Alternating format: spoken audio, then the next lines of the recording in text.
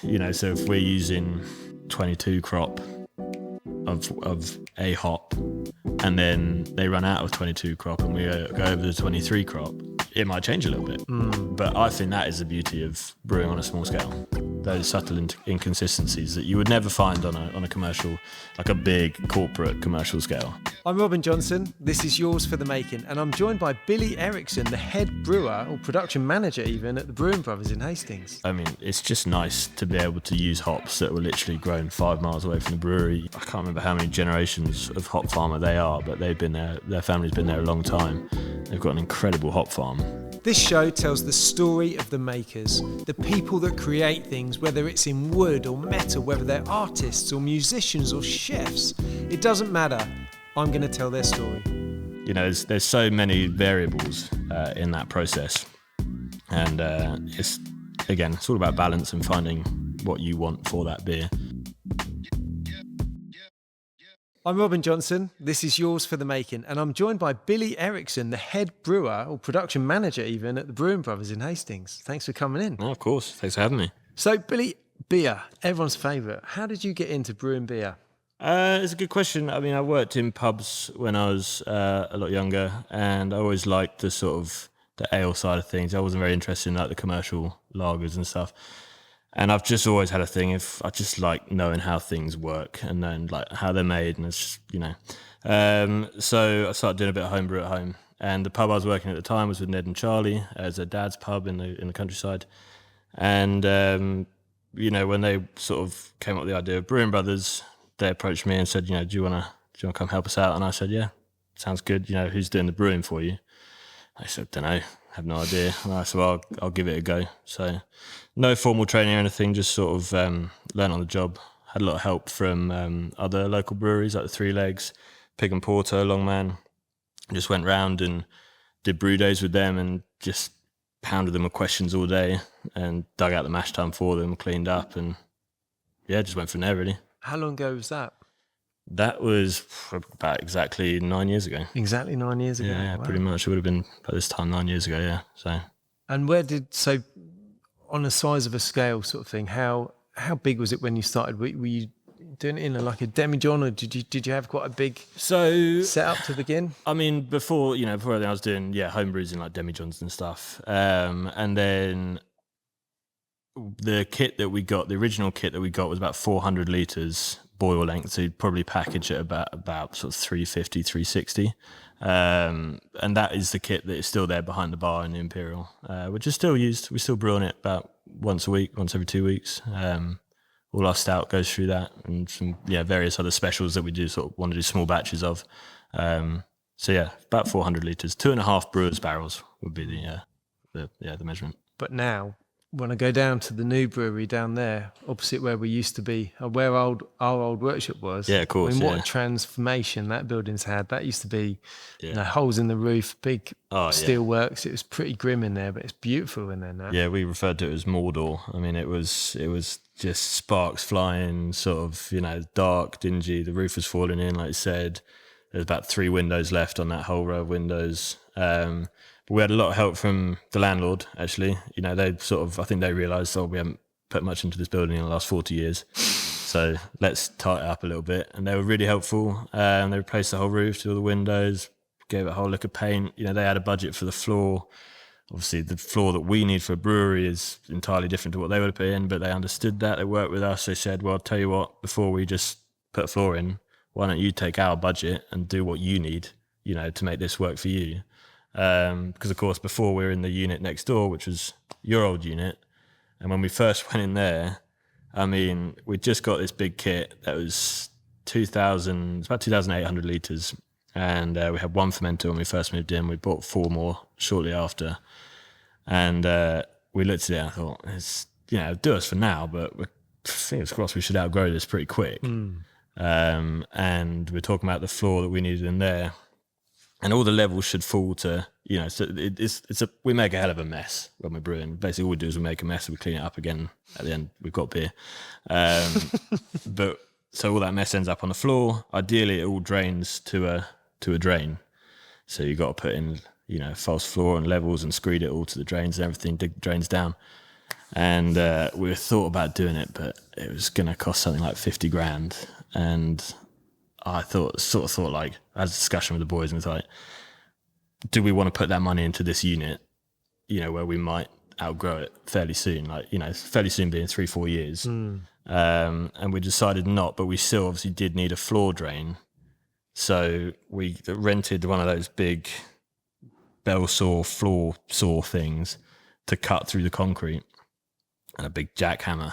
And it was generally the noisiest job I've done in my life. It was horrible. I've vowed never to do it again. And this thing would just like, it's a big saw like that, and you just push behind it, and the noise it made. And about that far in, we started hitting like rebar, and it was like the big sort of 20 mil stuff every 100 mil. Oh no! And it was about 12 meters to cut. It was horrible. It took days and days, and it made such a mess. And then we managed to like jackhammer it all out, and then go through the wall, join up with some drains out there. We got through it, but then we only ended up spending about just over a year brewing in that unit, and it was, my back by the end of it, because after every brew day, you'd have to then spend about an hour just squeegeeing all that mess towards that drain. And because we couldn't cut it down the middle because of the way it was all working, we sort of found the lowest point, but then there was just dips everywhere. And then we just, after every brew day, just squeegee, eventually clean it all up. But yeah, so now we've got a lovely floor where it all drains, and I can't remember what I'm talking about the floor, but yeah. Well, you're saying about moving into that spot and the landlord. Yeah, of course. So the landlord was great. Yeah, they really helped us out a lot actually there. We had the criteria that we needed, and they were very happy to work with us on it. So. And you had the vision as well, the outside space, that we were talking about that yesterday when I popped down, but it was a container, a 40-foot shipping container completely full of rusty bits of steel. Yeah. And then a yard. And then more, yeah, and it was just full of like, I guess, old projects from the previous tenants, and yeah, it was a hell of a lot of rusted steel, tons and tons and tons worth, and he got rid of all that as when he left, and then we sort of thought, we wanted a tap room, and that didn't happen overnight for sure, but we thought we've got a couple of venues, we pull a big focus on like hyper seasonality in the kitchens and stuff like that. Well, we've got some room here to grow our own vegetables, compost some of our waste. We could have chickens. One of our places does fresh pasta, which obviously uses a lot of eggs. So like we could get some chickens in here. We could, we could feed the chickens off some of our spent grains. We can compost some spent grains and the hops and stuff, and then plant that. Get that all back into the garden and create sort of a full circle. Like waste management, we'd need a lot bigger garden to do like all of our waste, but it's nice to be able to utilize some of it, which then comes back around to us, But yeah, we end up building some raised beds. We do a garden every year, grow loads of vegetables, sort of focus on, weird heritage varieties, and that all goes down to the courtyard or the Imperial or the beachside, our place in Folkestone. So yeah, it's pretty cool. It's nice. It's also a nice sort of environment to be in when you're sitting out in an industrial area. Yeah, I don't know what people's obsession with drinking on an industrial estate is, but it's obviously kicked off in the last few years. But to be able to do that in an industrial area, see where the beer's made, and then sort of have this nice backdrop of flowers and vegetables and chickens running around, and yeah, it's nice. It's like an oasis. It is a little oasis. Yeah, that's what we call it. Yeah, it is a little oasis. It's nice. And when Brewing Brothers started, it was down at the Imperial in Hastings. It was, yeah. So it was a pub just outside Hastings town centre. Yep. Didn't have the best reputation before we moved in. It didn't. I think the area didn't have the best reputation. A lot of people warned us against it, but that was our option. We rolled with it. And actually, there's a lot of chimney pots around it. A lot of residential, and for all those people to get to their nearest pub, there wasn't really a nice option back then. There's loads of nice options now. But talking back in 2016, when people just go over to the old town, even St Leonard's wasn't what it is now. So it actually worked out in our favour, because we put this place in. It's It's a microbrewery. It's a nice bar. Everyone's friendly. We're slinging wood-fired pizzas. It's a casual, relaxed environment. And people went, "Oh, this is great." And it was a way closer journey than where, a lot of the area that you service directly walkable is kind of that whole Alexandra Park, Blacklands area, which is really nice. Yeah. Generally kind of family orientated area. It is, like you said. Those sort of people having to travel to the old town or elsewhere, but it's on their doorstep. So it was a win-win, really. It was, yeah, it worked out really well for us. And like I said, a lot of people were warning us against it. I think there was a moment when we were doing the original refurb in the Imperial, when everyone had said, "Oh, it's such a rough area, this is that and the other," and we'd stopped for lunch one day, and we sat outside on a pallet's worth of plasterboard that had just arrived and ate our lunch. And then we all got up and got back to work. And one of the guys who was working with us, Danny, he left his phone out on the plasterboard, and it was out there hours. He hadn't realised. And all of a sudden, someone turned up at the door and went, "Excuse me, guys, did someone leave their phone outside?" And Danny went, "Oh, yeah, that's me, yeah. Sorry." And he took it, and anyone could have walked off with that. Yeah. Especially the way that we had been told that is what that area was like. And so I think that was the first thing for me. I was like, it's probably going to be all right. And the actual brewing was taking place in the pub? Yeah, so like I said, that 400 litre kit, literally behind the bar. So you walk in and you got your taps there and people serving you there, and then the brewery's just there. And again, we had to rip out a lot and then rebuild up the floor to allow for all that to work. And then we had to take, when that brewery arrived, we had to take all the door frames out, just to try and get the tanks into the building. They're staying there. They're never coming out of that building. At least I'm not taking them out because they're heavy and large. So yeah, it was good. That's it. But it's been quite a journey from brewing in the Imperial, to then my old unit and now the tap room. Yeah, I mean, the biggest curveball was obviously COVID, which it was for everyone, but obviously the hospitality industry got hit very, very hard. And obviously there was the option to just stop and take a breather and furlough all the staff and do that. But we dropped down to a tight-knit team. It was just us and then a couple others, and we bought a couple of mopeds. And obviously we had the ability to make pizzas, and people, it's part of people's, routine getting takeaway pizzas anyway, or getting pizza delivered. So we'll just start delivering. And then we bought a little, like a bar top can seamer, which is designed to do not that many, sort of for a home brew person.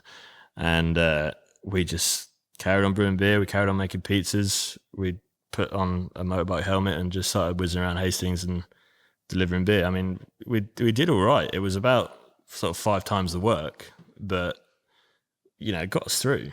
And then obviously with all the sort of grants that were going around as well, through that, we're then coming out the other side, we're able to start the brewery up here. We started another venue down at the courtyard in the Sauce Park, which is where the pasta place is. And so coming out of COVID, we'd gone in as 6 of us, and then come out and there's a couple more teams, a few more people, and then fast forward a couple more years, we've got Beachside over in Folkestone, and I think in the summer we go up to about 50 employees. Really? There's 50 of us. Yeah, we have some big staff parties. They're really good fun.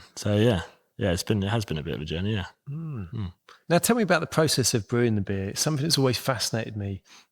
How does it start? I mean, I used to get inspired watching those adverts where people say, it's only made with 4 ingredients, water, hops, barley, or whatever it is. Yeah. But what do you actually have to do? I mean, ultimately the main 4 ingredients are water, malts. It could be any malted grain. And we use some unmalted grains as adjuncts for various reasons. Hops are... A lot of people say, beer's made from hops. Hops is it's an ingredient, and it's a very important ingredient, but it's more of a... it doesn't make the beer necessarily. It's a flavouring agent, it's a bittering agent, and it's also a preservative. And it also... The fact that it's a bittering agent balances out the sweetness that you get from the malt. So it's kind of through the fermentation, that it melds. If you try what's called wort, which is the unfermented beer, as we've cast it over to the fermentation vessel, you get sweetness and you get bitterness, but they're completely separate. Somehow in your mouth at the same time, but completely separate flavours. Really? Yeah. And then after the fermentation is where the magic happens. So you picture yeast, which is the fourth ingredient, and the yeast starts eating the sugars, creates alcohol, creates carbon dioxide, creates heat, creates a bunch of other things. And that's where, the magic happens. That's where the flavour really comes together. So yeah, we start out basically steeping malted grains, mainly barley. What does that mean, steeping? So it's essentially mixing it with water. Okay. So we need water at a certain temperature. So we've got two big tanks, a hot liquor tank and a cold liquor tank. Liquor is the word we use to refer to water, all the water that goes into the beer. So it's like it's untreated liquor, so it's just water basically. But then we would change the profile of that water. So, for example, water from everywhere in the world varies. Just because you get a pint of water out the tap in London compared to, I don't know, New York, they're going to be sort of on a more chemical level quite different. And that can have a big effect on the end product. So we add things, depending on the style of beer that we're brewing, we would add things that are naturally present in water, minerals mainly, to the brewing process to sort of change that water chemistry and then help the end product. So that's the first thing. People just think, oh, you just bang some water in it. You do actually have to, think about what that water is. And then malted grains, that's where we're getting our sugars. So the malting process is basically you trick a grain into thinking it's growing, and then just as it shoots out a little germ, it starts germinating, you halt that process by shoving it in a kiln. And that is then stopped. You can then take that further. You can roast the malts further and get black malts or crystallize the malts. And then, by using those in smaller quantities in the beer, you'll get colour, sweetness, head retention, mouthfeel, all these different things. So we start by making a grist. A grist is what we'll use, is the blend of grains that we'll use in a beer. So the first stage is mashing in. So you might have heard there's a pub in Brighton called a mash tun. The mash tun is that vessel that we mix the grains and water. And we end up with a big porridge-like sort of thing. That's our mash. And that will be those blend of grains will determine that based on the ABV we want, towards the end, the color we want, the mouthfeel we want. And then we'll also, in that, the water is, like I said, very important. The profile of the water, but also the temperature of the water is very important. We might adjust that according to whether we want a dry beer or a sweet beer, or, there's so many variables in that process. And it's all about balance and finding what you want for that beer. So we'll let that steep for an hour. And what's happening in there is we're unlocking enzymes within the grains that will then break down the starch that's in that little germ and convert it to sugars. And those are the sugars that will eventually be converted into alcohol. So after that, we transfer all that liquid, which is now called wort, depending on where you're from, over to the kettle. And while we're doing that, we chuck some more liquor through the grains. That's called our sparging process. That will all also end up over in the kettle and bulk it out and also dilute it. And, you'll end up with, instead of only 1,500 litres, you've got 3,000 litres over there. We'll then bring that up to a boil. And that's quite an important part. Again, that boil can vary depending on the style of beer you're brewing. Normally it's about an hour. You might go a little bit longer if it's a lager. And traditionally and not traditionally, that's where you'd start adding hops. Like I said, hops are a bittering agent. The longer and hotter you steep the hops in the wort, the more bitterness you'll extract from them. So there's a danger of going too long, you start extracting astringency. You don't want that. Again, I think it's all about balance. After the boil, you then transfer into the whirlpool. This is our kit anyway. Our kits vary massively. We have a whirlpool, which is a nice way of adding hops to the beer Basically, it sends it in a massive 3,000 litre vessel down the side, and it basically does exactly what it says on the tin. It whirlpools. It just spins around and round and round. As soon as all that all that wort is transferred, we'll then take it off for the bottom of the whirlpool and keep just pounding it through and just creating this big whirlpool. So you want lots of movement. And then we use pelletized hops, which they take the hops, they whiz them up, and then remove 10% of like the sort of leafy matter, which doesn't do anything. So they're slightly more concentrated. And then we drop them in the whirlpool in this big hot moving thing. Depending on the style of beer, we might have reduced the temperature of the wort down to 80 degrees. Again, because the hotter it is, the more astringency you might sort of draw out of it. So by dropping the temperature down, we're getting softer flavours out of the hops, more aroma, less bitterness. Again, it all depends on the style of beer we're brewing. And as they hit that wort, it's all moving and hot, the pellets kind of just break up. So you're getting like maximum surface contact with the hops. It's a really controlled, nice way of imparting that flavour, basically. You'll whirlpool for a bit, and then the really cool part is as the whirlpool starts to slow down, that centrifugal force brings all the solid particles into the middle, and then you can take the wort, particle-free, essentially, off the outside of the vessel and send that to your fermenting vessel, which is where it will then ferment. As we do that, we pass it through a plate exchanger with some more cold liquor. They'll essentially swap heats. The cold liquor will end up as hot liquor and go back in the hot liquor tank ready for the next brew. And the hot wort will end up as 20-degree wort. And it will go into the fermenting vessel, ready to have its yeast pitched and crack on, basically. Wow. Yeah. It's quite a process. It is. I mean, when you do it 200 times over, you start getting pretty used to it. But yeah, I guess there is a lot of science involved. You can look at it from a very scientific point of view. You can look at it from a, more of a sort of, what's the word? I don't know, sort of an artistic point of view, maybe. Is when you're creating your recipe, especially, that's there's so much you have to take into account, basically, as that can have an effect on the end product.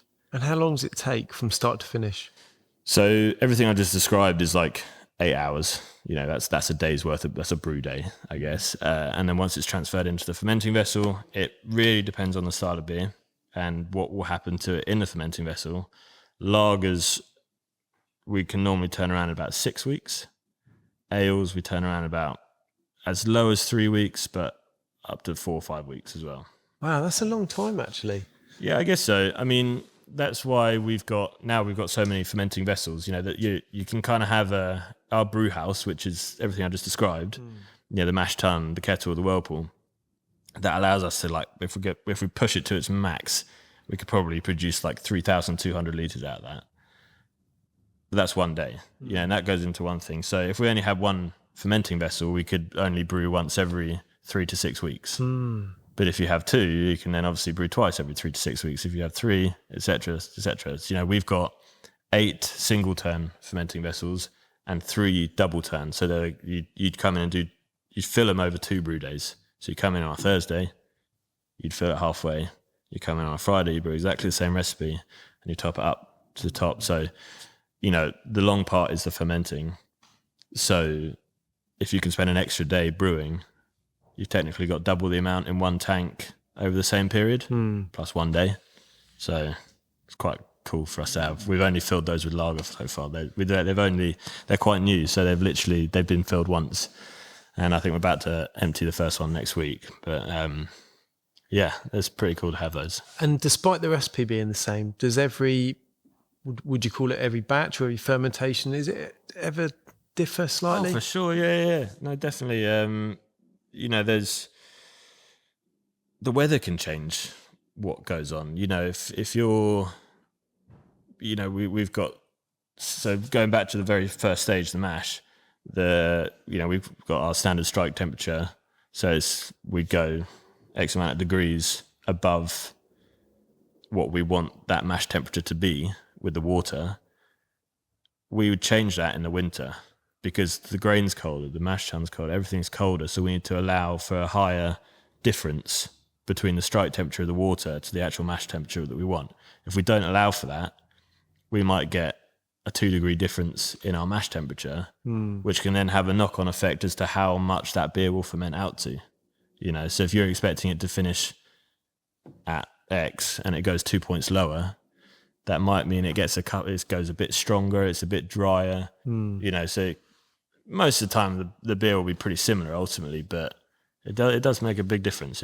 Just even environmental factors can really change it. And they're not heated or insulated or anything then? They are, yeah. So the fermenting vessels are jacketed and insulated, so they've got a cooling jacket in them. We need to control the temperature the other way, so we don't really need to warm them up because the fermentation does that. It's creating heat. Same way, if you get a compost pile and you see it steaming, that digestion is making heat itself. So you don't need to warm them up, but you do need to control that temperature, because if you let it go, it'll keep climbing, and you'll blow off all kinds of flavors and all sorts. So we control that to keep the fermentation, pretty consistent. And that again, that varies based on what yeast we're using. We don't just use one yeast every time. We change the yeast according to what beer we're brewing. So that's really interesting. And they all have their preferences. And when I was in Australia, I was living over there was loads of microbreweries kind of everywhere. Yeah. And quite often it'd be, you'd have hints of tequila and hints of lime and a salty flavour and this, that and the other. Are those sort of things literally added by someone squeezing a bit of lime in there or putting a load of limes in? Or do you get those, is it like where you get coffee beans and it says, a hint of chocolate and nutty notes, but it's just coffee beans? It's a bit of both. Is it? It's a bit of both. Yeah, especially when you talk about tropical flavours and citrus flavours, a lot of the time that comes from the hops. And then it can also come from something called thiols, which are another sort of a thing present in all the ingredients, basically. But it's about unlocking those. But hops will give you, you can get such an array of flavours. You can get woody notes all the way over to like citrus, lime, and everything in between. So it depends on the variety of hop, but then also it's not just that. The year can have an effect. It's the same thing with grapes, the terroir, where it's grown, the climate that it had that year, or the weather that it had that year, the climate it's in. That can all have an effect. So if we're using 22 crop of a hop, and then they run out of 22 crop, and we go over to 23 crop, it might change a little bit. But I think that is the beauty of brewing on a small scale. Those subtle inconsistencies that you would never find on a commercial, like a big corporate commercial scale.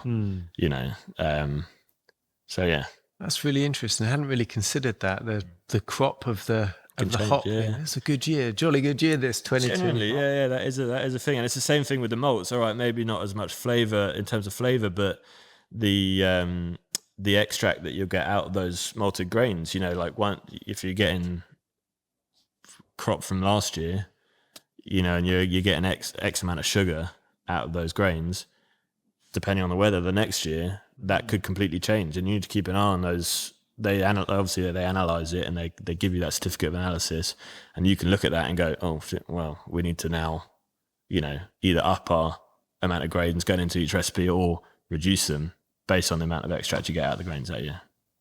That's really interesting. Yeah, it does vary. And where do you source? Is it all locally sourced hops and grains and stuff like that? So a bit of both, actually. So I could probably turn to some of the beers here now. We do like to source as locally as possible, and and everything we do, we're very keen on, promoting other local industry and stuff. So, but it's not always possible, because the hop industry in the UK is great, but the terroir that we have and the climate that we have doesn't necessarily produce hops with certain flavors. So when you're talking about those tropical flavors and the citrusy flavors, that's quite a popular things to have in modern IPAs. And you can't. There's some English hops. They're getting there. They're developing them to be like that. But ultimately, if you just use American hops or hops from New Zealand or Australia or whatever, you're going to achieve that result a lot quicker and a lot easier. And but saying that, the hops that we grow here have their place for sure. More traditional styles, brown beers, best bitters, I think in lagers as well, which is something that we've done. Traditionally lagers, people would think, oh, well, they must use German hops or Czech hops or something like that. We figured that, climate's pretty similar here, and we've got some pretty cool hop yards here. There's an old industry here. It's nowhere near what it was, but there's a farm just up the road, Tibbs Farm. Tibbs? I know Tibbs Farm. I can't remember how many generations of hop farmer they are, but they've been there. Their family's been there a long time. They've got an incredible hop farm, and they've been, growing these same varieties for years. One of them being Target, which we use in our lager.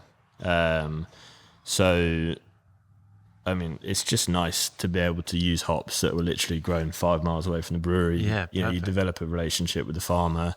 You know them. You know the family. Like it's nice. I wish we could use them more, but like I said, they're excellent hops for this style. If I tried to use them in the Stir Hazy, for example, which is a New England IPA, it's soft. It's about tropical notes, lime notes. It's big juicy number. It's hard to get those flavours out of a hop like Target, for example. So going to the names of the beers and stuff, that you've got lagers, you've got ales, you've got IPAs. What defines an IPA over a session ale or a lager or a dark ale or stout? The main two categories are lagers and ales, and the thing that differs them is the yeast you use.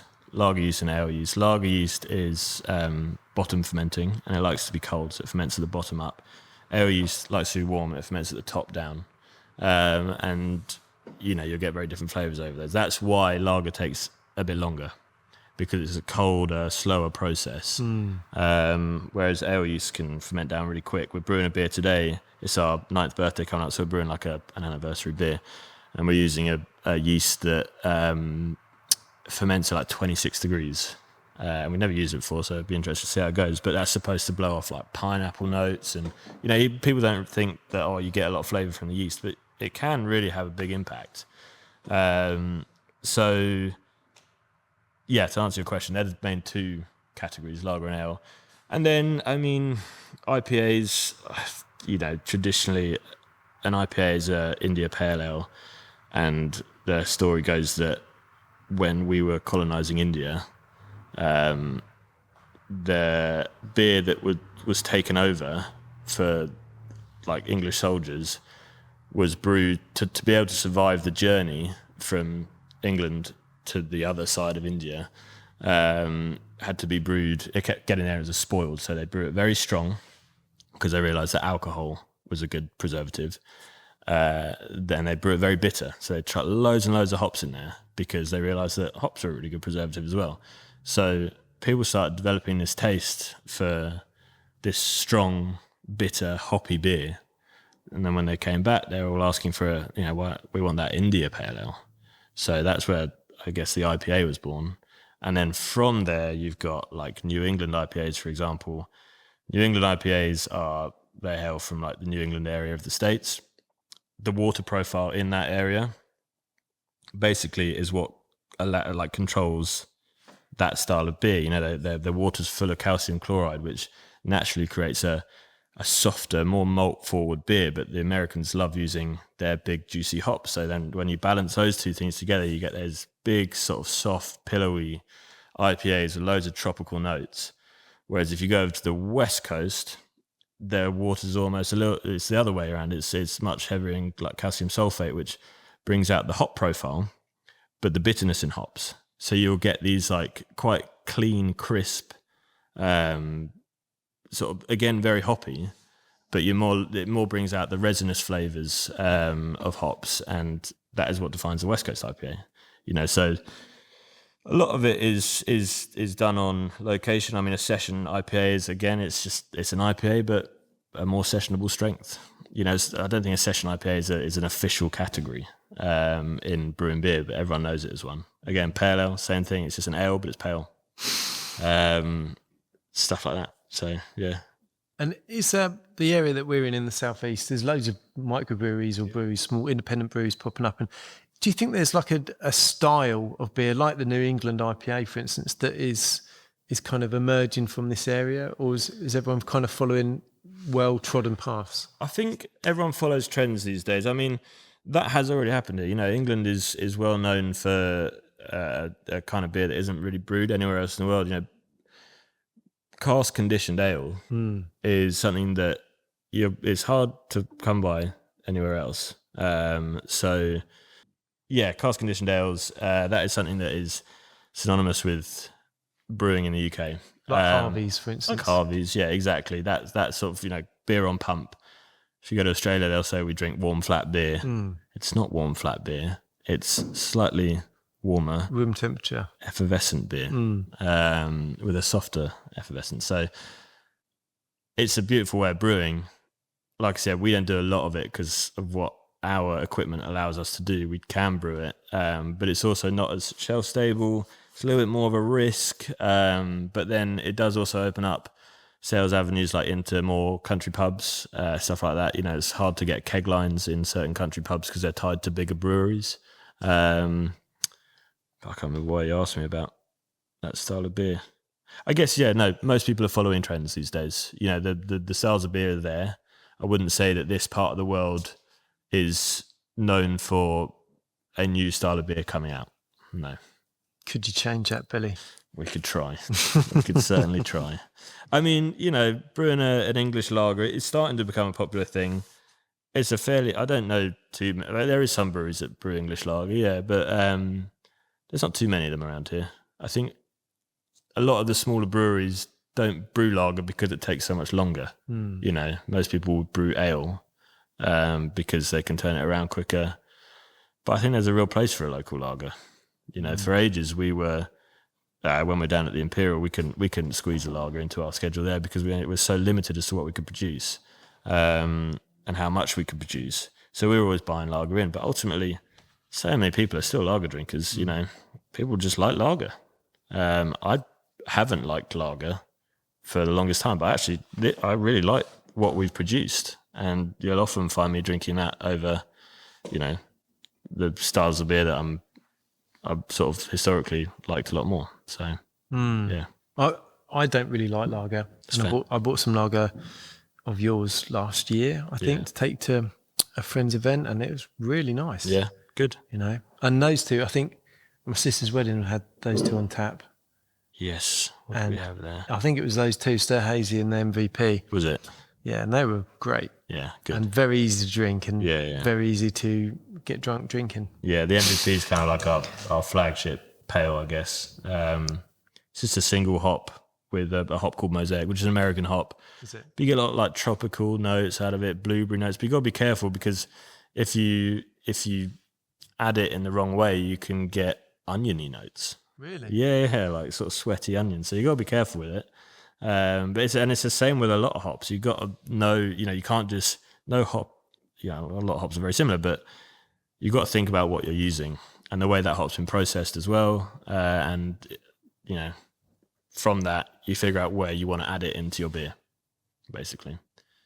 Because hops they also have massively varying degrees of bitterness levels. So alpha acids are the things that isomerize and convert to bitterness.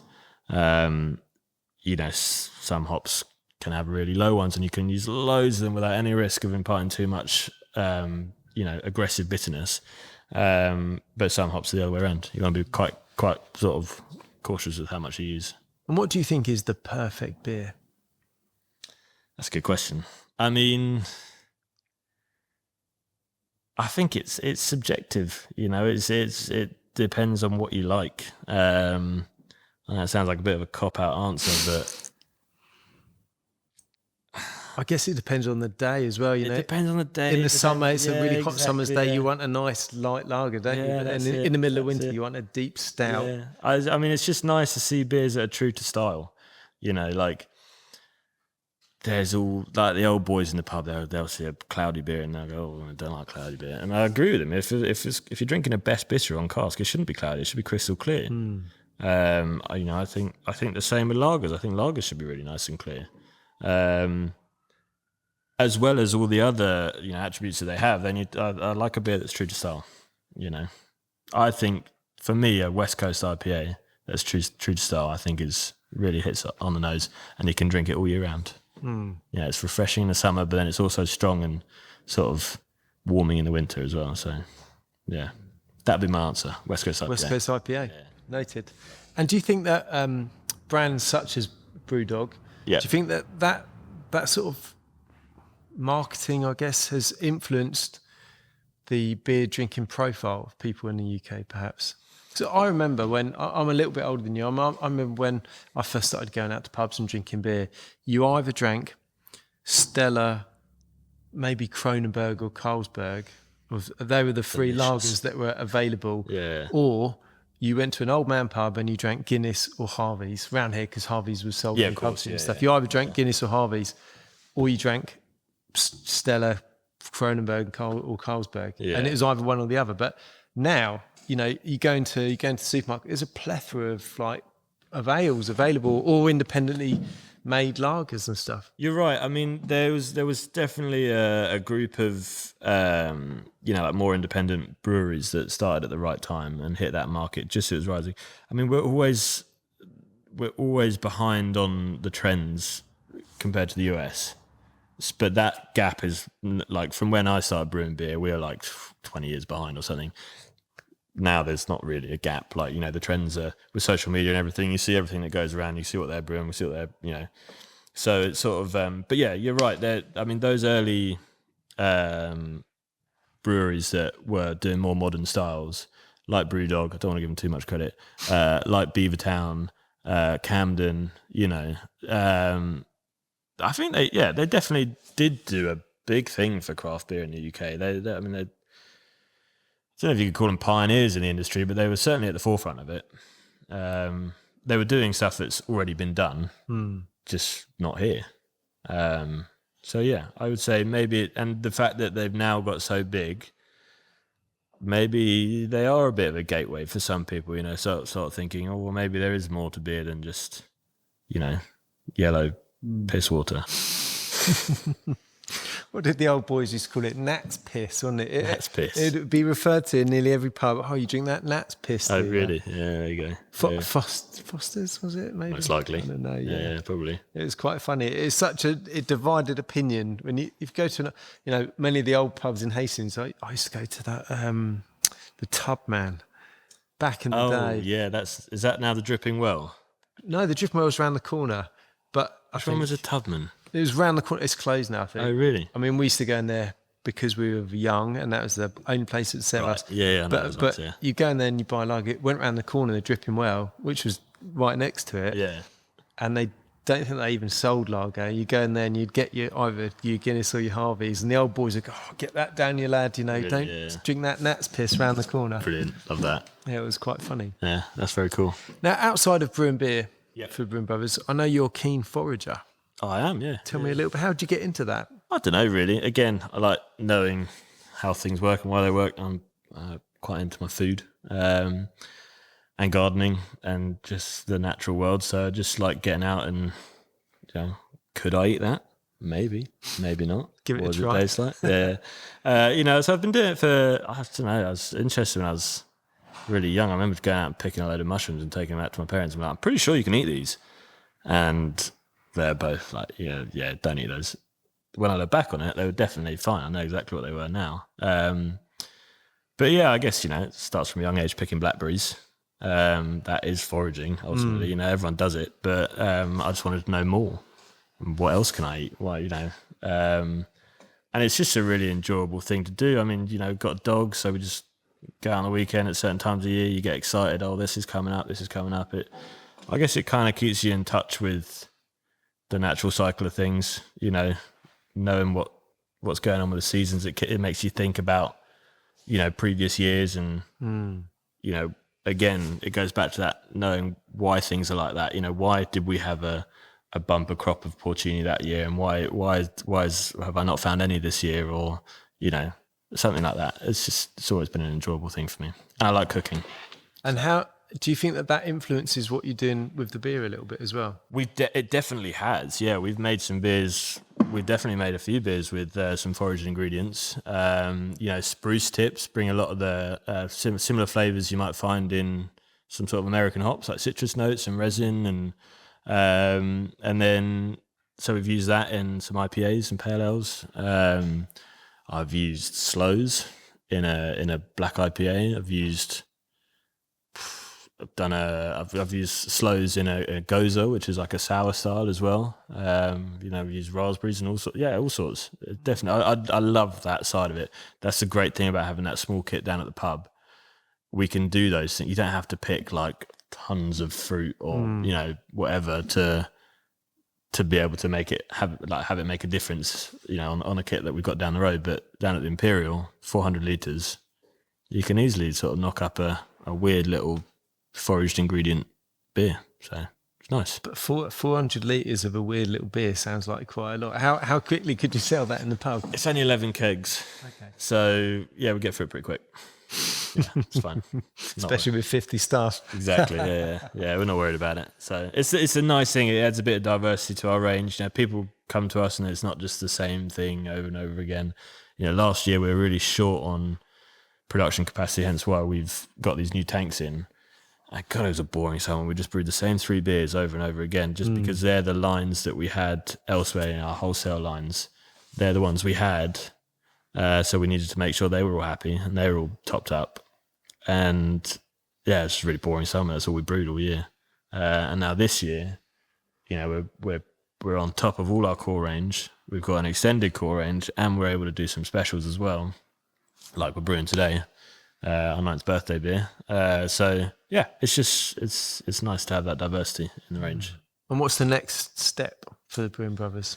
Well, like I said, so we've just made this big step with the increase in production. So we're kind of figuring that out for now. But ultimately, it'd be nice to have some more venues.